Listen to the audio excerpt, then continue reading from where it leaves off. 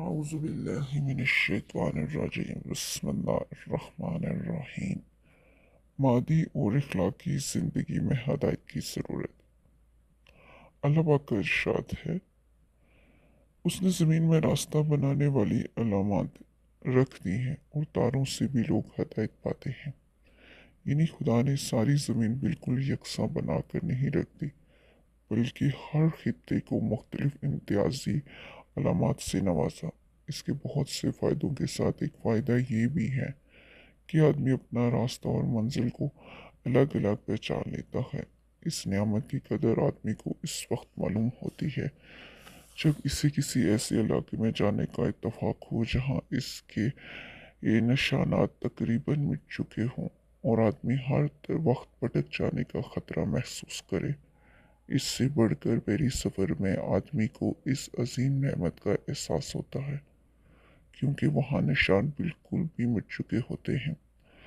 لیکن صحراؤں اور سمندروں میں بھی اس نے انسان کی رہنمائی کا ایک فطرتی انتظام کر رکھا ہے، اور وہ ہیں تارے، جنہیں دیکھ دیکھ کر انسان قدیم ترین زمانے سے آج تک اپنا راستہ معلوم کرتا رہا ہے۔ یہاں پھر توحید اور رحمت کی دلیلوں کے درمیان ایک لطیف اشارہ دلیل رسالت کی طرف جاتا ہے۔ اس مقام کو پڑھتے وقت ذہن خود بخود اس مضمون کی طرف جاتا ہے کہ جس خدا نے ہماری مادی زندگی میں ہماری رہنمائی کے لیے کچھ انتظامات کیے ہیں، کیا وہ اخلاقی زندگی سے اتنا بے پرواہ ہو سکتا ہے کہ ہدایت کا کچھ بھی انتظام نہ کرے؟ ظاہر ہے مادی زندگی میں بھٹک جانے کا خطرہ بڑے سے بڑا خطرہ بھی اخلاقی زندگی میں بھٹک جانے کے نقصانات سے بدرجہ کم ہی ہے۔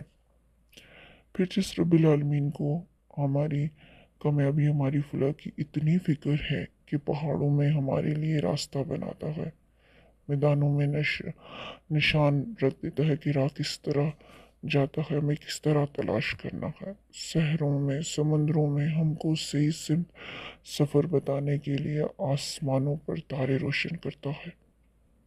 اس سے یہ بدگمانی کیسے کی جا سکتی ہے کہ اس نے ہماری اخلاقی رہنمائی کے لیے، ہماری اخلاقی فلاح کے لیے کوئی راستہ نہ بنایا ہو، اس راستے کو نمایاں کرنے کے لیے کوئی نشان نہ کھڑا کیا ہو، اسے صاف صاف دکھانے کے لیے کوئی سراغ منیر روشن نہ کیا ہو۔